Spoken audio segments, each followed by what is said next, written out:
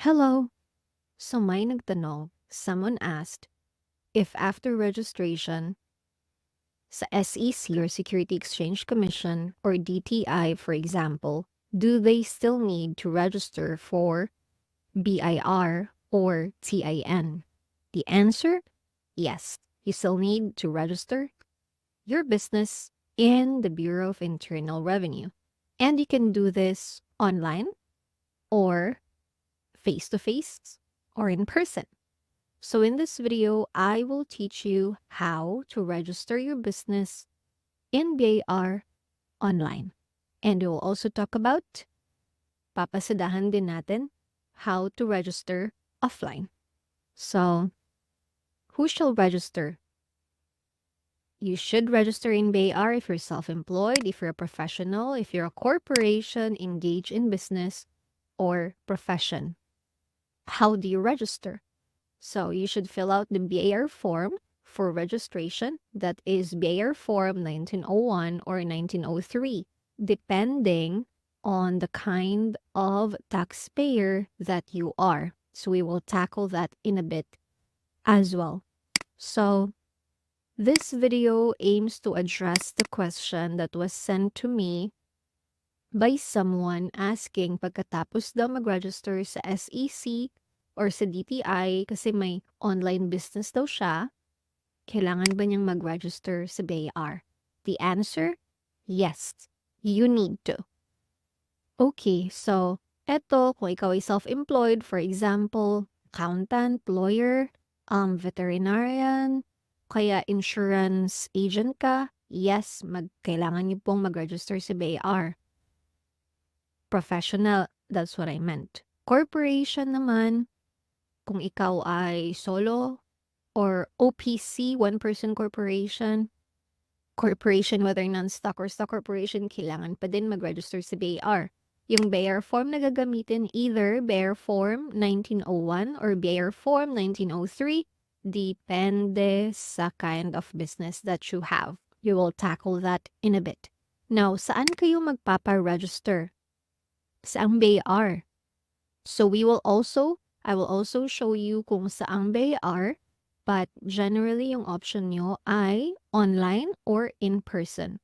Now, when to register? Kailangan nyo po magpa-register sa BAR when the first sale transaction occurred or within 30 calendar days from the issuance of mayor's permit. So yes, kailangan nyo pa din po ng mayor's permit or professional tax receipt by LGU in 30 calendar days after sa SEC Certificate of Registration. So kung kayo po ay nagpa-register sa SEC, within 30 calendar days, pa-register na po kayo sa BAR.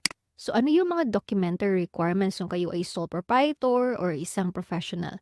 Ito, nandito na din. So, duly accomplished BAR Form 1901 kung kayo ay sole proprietor or professional. Tapos, ang inyong ID, you have to present your valid ID. If meron po kayong PhilSys, then that will do, yung PhilSys ID ninyo.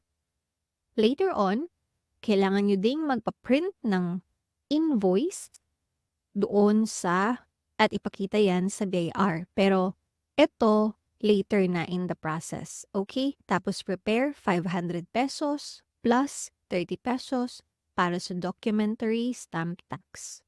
Now, if you are a corporation naman, anong form? Yan yung BAR Form 1903. Papakita natin yan kung ano ba ang itsura ng 1903 at ano yung mga dapat i-fill out. Next, copy ng SEC registration and articles of incorporation. That's why it's important that you've already registered your company in the SEC.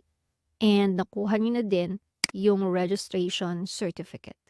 Next, board resolution na nakalagay sino si authorized representative. I will also show you how to do that quickly. And then payment for ARF, 500 pesos pa din. Documentary stamp tax, 30 pesos. So, just prepare these amounts. All right. Now, let's proceed. By the way, if you have any questions, please don't hesitate to put them in the comments section, and I will do my best to answer them. Si board resolution and or secretary certificate. So board resolution indicating the name of the authorized representative and or secretary certificate, mas mainam, I advise, na mayroon kayong board resolution plus secretary certificate. Anyhow, kapag meron kayong board resolution, mabilis lang namang gumawa ng secretary certificate. And if you need help in creating a board resolution and secretary certificate, just let me know. I will put a link below to my website where you will be able to have a services of a lawyer in creating a board resolution and secretary certificate if ever you need. But don't worry, I will also actually give you a template if you decide to do it on your own. Kasi simple lang naman ito. Alright. Now, this is the BAR website that we're going to go to para i-register yung business online. bar.gov.ph/newbizreg. Okay? Beware of sites na nang sa scam. It will just only take your personal information and your payments, okay? Now, this is an alternative option. So, meaning, may iba pa pong option how to register your business, such as face-to-face registration. And we just have to follow the steps that are provided here. Okay? And here, you will be asked to register to the BAR Revenue District Office or proper RDO, which I will show you how. All right. Now, how to register your business through New BizReg portal of the BAR. Step 1. You have to prepare all the required documentary requirements in scanned PDF copy, not exceeding 4 MB total. Kapag nag-exceed, anong gagawin? We just have to compress it. Meron namang mga online compression tool dun sa mga files natin. Let me know if you need help with that, and I'll provide a simple instruction on how to do it. Now, you have to click the following link to view complete documentary requirements. So, you have to determine kayo ba sole proprietor na gusto magbenta sa Shopee? Kayo ba isang korporasyon? Now, let's check if you're a corporation, ano ba yung mga requirements or partnership kayo? Eto. So, kung kayo ay korporasyon, partnership, kooperatiba, or association, kailangan yung mag-fill out ng form 1903, dalawang original. But my advice is, gawin nyo ng 4 na original para meron kayong kopya. Now, click download here para i-download yung BIR form na yon. So, I'll just show you quickly how it looks like. Ayan. Na-open natin yung bir.gov.ph na site. Download natin. Okay, so eto. Now, kung kayo ay isang korporasyon, okay? So, tick nyo lang eto, domestic corporation, non-stock, or one-person corporation kayo. Tapos, scroll mo na a bit. So, ito yung may mga requirements din. So, you have to print this, okay? And fill it out. Now, you see my declaration dyan. So, yung declaration dapat sign ng authorized representative ninyo. Dapat yan yung may board resolution at secretary certificate, okay? Now, itong nasa taas, ayan, wag nyo pong fill outan ito. Kasi BAR yung mag-fill out niyan. So, just leave that blank. Now, sa taxpayer information naman, yung TIN, si BAR na din ang mag-fill out niyan kung kayo ay isang corporation, for example. Okay, so just leave that be. Tapos taxpayer name, taxpayer type, I mean. Yan yung first na i-detect nyo. You have to qualify kung ano ba specify, I mean, kung anong kind ng business that you have. RDO code, you will know that later. So you can leave that be for now. So just leave it blank for now. Then yung registered name, ayan, taxpayer type. Yung domestic corporation. By the way, kung kayo ay isang domestic corporation, so ang i-attach nyo dito, Articles of Incorporation and Certificate of Registration, ipa-photocopy nyo lang po. Ipascan nyo, PDF format, tapos photocopy na din. Para kung kailangan nyo nang dalhin dun sa BIR in person, ay ready na kayo. Now, registered name. Ito po yung nasa SEC certificate mismo na nakalagay kung ano ba yung nilagay nyo na name doon. For example, let's say yung company ko is Aesthetic Corporation. So then, ang lalagay kong registered name, Aesthetic Corporation. Now, date of incorporation, nakalagay yan dun sa Certificate of Incorporation nyo din. Sa taxable year accounting period naman, you just have to decide, calendar year, fiscal year. So, yung calendar year is kung accounting period ninyo nagsistart from January 1 to December 31. If hindi kayo nagsistart ng January 1, then fiscal year po iyon. Okay? Now, let's go to authorized representative. Ang authorized representative nila, dito ilalagay last name, first name, middle name. Tapos, kung anong relationship type.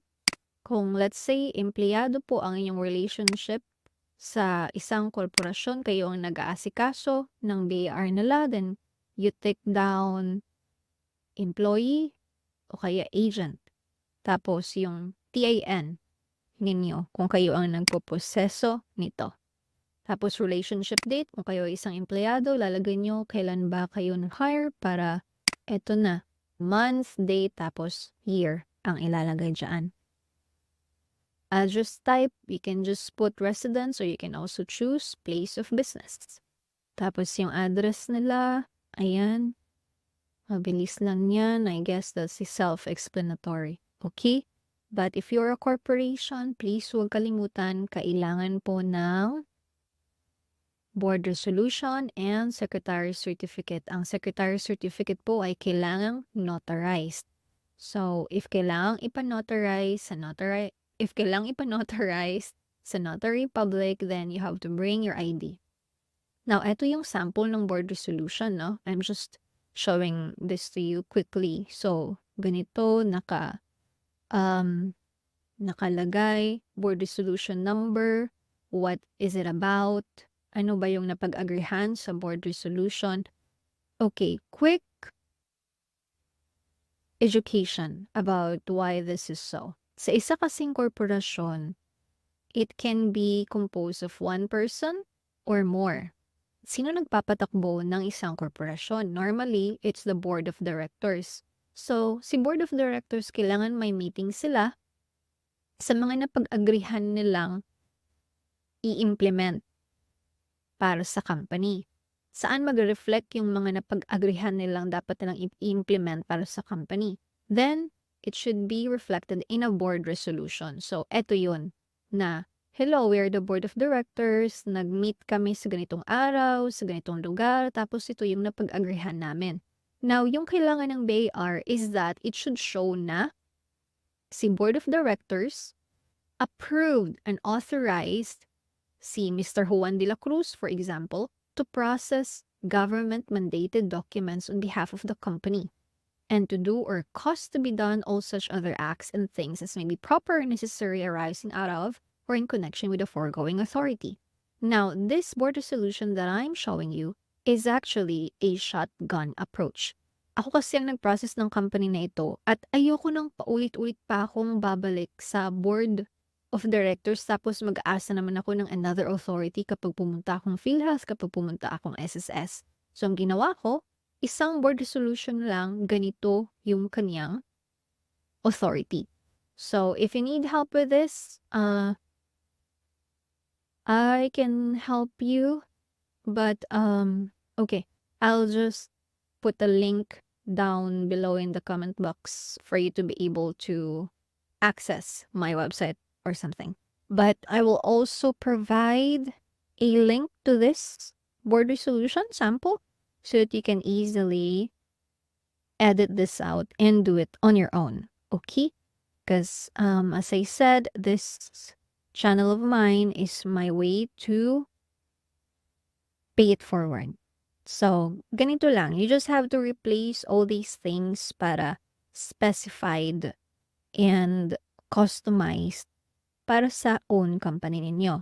Now, as I said before, kapag meron kayong board resolution, easy na lang gumawa ng secretary certificate.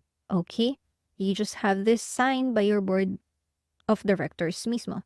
Now, yung secretary certificate, yan yung sinasign ng corporate secretary. Si corporate secretary, sinasabi niya lang na merong meeting na nangyari sa araw na ito and ako si corporate secretary, merong nangyaring meeting sa araw na ito. Ito yung board resolution number and ito yung mahalagang detalye sa board resolution na ito. And I am certifying that at the meeting of the board of directors of the corporation, ito yung napagkasunduan. So that's just that. And so the corporate secretary must sign the secretary certificate. Tapos, eto, may Republic of the Philippines, may solicit right. That means, kailangan niyo po siyang ipa-notaryo.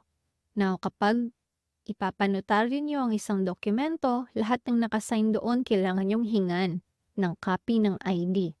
So, pag print niyo nito, papasign niyo, manghingi na din kayo ng copy ng valid ID ng corporate secretary at nung mga board of directors para sure. Copy lang po ng ID, okay? Not di kailangan yung actual ID na isumite sa notaryo publiko. Baka hanapin, but they don't normally ask for the original one. Copy ng ID is totally fine. Now, so okay na tayo dito. If you have any questions, please let me know. So, yan yon para sa Form 1903 natin. Ano ba yung mga kasaling attachments? Yung Certificate of Incorporation ng galing sa SEC, kaya sabi ko kanina, ipa-photocopy na po yan. Certificate of Recording kung kayo ay isang partnership. Pero kung kayo ay isang korporasyon, hindi po kailangan yan. License to do business in the Philippines, kailangan nyo ding i-attach. Kung kayo ay isang foreign corporation. Pero kung kayo ay isang domestic corporation, then no need to attach. No need to attach na din itong CDA kung kayo ay hindi naman isang kooperatiba. No need to attach na din kung hindi naman kayo under ng HLURB, itong Certificate of Registration na ito. So, kailangan nyo lang i-attach Articles of Incorporation, 1 copy. Articles of Partnership, kung kayo ay isang partnership, Articles of Cooperation, etc. So, kung hindi naman kayo partnership, di kooperatiba, hindi isang asosasyon, then no need to attach all the others. Just your certificate of registration. Okay? Now, itong BR printed invoice, kasi invoice na po tayo ngayon ha, hindi na po yung official receipt. Ito ay kailangan kung kayo ay bago lamang mag-conduct ng business. Kahit actually, existing business na kayo. But anyway, okay, let's not complicate this, okay? So, printed invoice na po tayo ngayon. Pero ito, kakailanganin kapag kayo ay pinatawag na doon sa BAR, pupunta na sa BAR para sa final steps. So, kailangan yung mag-ready ng money, 30 pesos DST, documentary stamp tax, at yung 500 na sinabi ko kanina. So, additional documents kinakailangan, board resolution, ID, yung the rest, hindi na kailangan. You have to discern kung kailangan niyo po or hindi, okay? Depende kung kayo ay corporation or partnership. So, sorry, kasi paulit-ulit na. I just want to make sure everything's clear. Now, go to step 2 na tayo, no? Kailangan nating i-download ito, tax type questionnaire. By the way, Download niyo po, answeran niyo ito, fill out your taxpayer registered name. Hindi po name ng authorized representative ha, name po ito ng korporasyon. Kung kayo ay isang corporation or name ng, well, solo proprietor kayo at yan yung name ng inyong business. Okay, so whatever the name of your business, lagay sa taxpayer registered name at yung date kung kailan kayo magpaparegister. So eto, do you own your place of business? Yes or no? Kung kayo ay nagrerenta, lagay niyo no. Are you going to rent your place of business? Eh, hindi niyo nga own, so baka. So, click no. Are you a non-stock, non-profit organization? So, depende po kung anong type ng business. So, I'll just put here no. Does your income inure to the benefit of officers or members? Kung kayo ang may-ari ng korporasyon, tapos sa inyo din napupunta yung income, kayo ay isang board member din doon, then click yes. Now, do you intend to hire the services of a professional, contractor, consultant, or other similarly situated accountant, lawyer, security services talents? In my case, nung nag-register ako, I clicked yes kasi gusto kong kumuha ng sarili kong accountant. Now, do you intend to hire employees? So, depende kung do you intend ba talaga to hire employees. So, kung kayo ay nag-iisa, then click no na lang. Okay, but in this case, let's just answer with yes. Because in this registration, I did intend to hire my own employees. Now, so that's it for step 2. Kailangan nyo lang pong i-download yon, fill it out, tapos print nyo na din. Okay? You have to print all these things in case kailangan yung pumunta na sa BIR in person. Now, step 3, magbayad ng loose documentary stamp tax. Meron na pong e-payment channels. CBAR, pwede na kayong magbayad via Maya or GCash. Pwede ding via online bank transfer. Okay?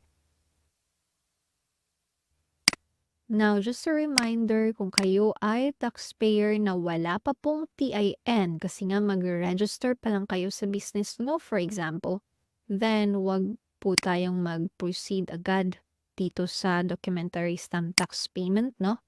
Kasi kailangan yung pag-register, pagbayad nyo dito, kailangan yung ilagay kung ano ba yung TIN nyo. But I'm just showing you ano yung mga ways kung paano magbayad online. May Globe GCash, may Maya, DBP, Land Bank, Union Bank, ayun. Okay.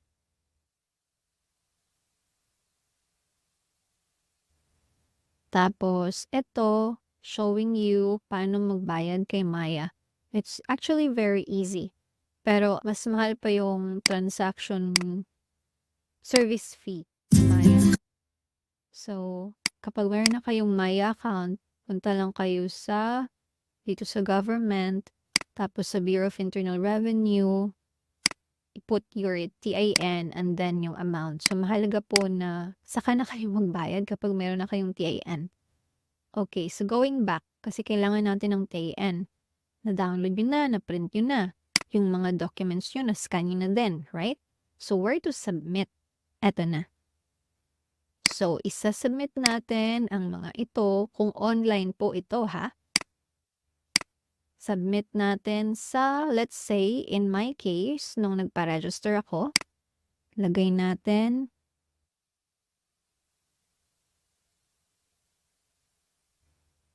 by the way, sa tamang RDO po natin dapat is send yung ating registration, no? Kasi baka wala kayong ma-receive na response, walang kahit ano, ginost kayo ng BIR kapag hindi tamang application yung ginawa nyo. So, okay, ako ay from Makati, so ilalagay ko NCR 4th District, City of Makati, Barangay Bel Air. So, ang paparegister ko po ay isang korporasyon. So, eto, type ko yung name ko. Kasi ito yung magsisilbing subject. Okay? So, email information, ay ako pala ay dapat pumunta sa RDO 49 ng Makati. So, that's how you're going to find out which revenue district office or RDO you should go to later on. May subject application for business, so i-email na natin ang mga ito, yung mga requirements natin sa BAR. So, punta tayong Gmail kung kayo ay may Gmail or Yahoo Mail, tapos copy-paste natin. So, ito yung subject line, application for business. Copy natin, paste natin dito. Ayan. Tapos, ito yung email ng RDO 49, copy, paste. Ayan. Tapos, balik. Okay, so, lagay na natin yung mga content ng ating email.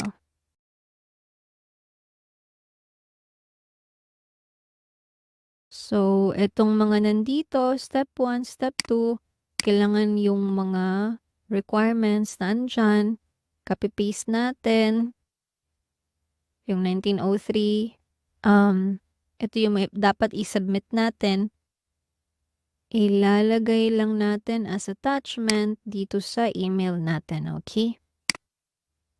So, let's put, Dear Sir, Madam, attached are the following. So, ano ba yung kailangan nating i-attach? Yung BAR Form 1903, yung hindi naman lahat na comply natin, no? Kanina. So, BAR Form, Certificate of Incorporation. Yung iba, hindi natin kailangan kasi tayo ay korporasyon. Domestic corporation from the Philippines. So, ito, delete na po natin ito. Delete.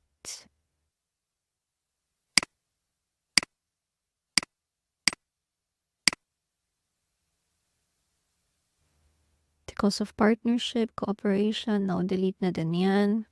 Constitution bylaws. Hindi ko kailangan ng constitution and bylaws kasi wala naman pong labor union sa organization ko na for the union. So, ayan na lang muna. Okay, so you just have to draft an email to send to your RDO. Now,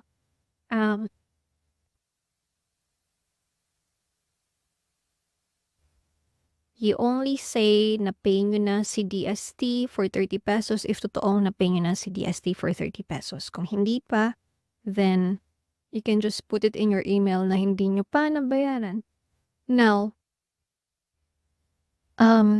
honestly, it took for the bear to reply to my email, no? And I actually ran out of patience at the time sa kakaantay. So, ang ginawa ko, after nitong email na to, after kong mag-send sa kanila, mga 2 days lang, I went to the BIR RDO itself. Diba sabi dito, RDO 49. So, pumunta talaga akong RDO 49 ng BIR. Tapos, I submitted my documents para mabilis ko nang makuha yung certificate of registration ko.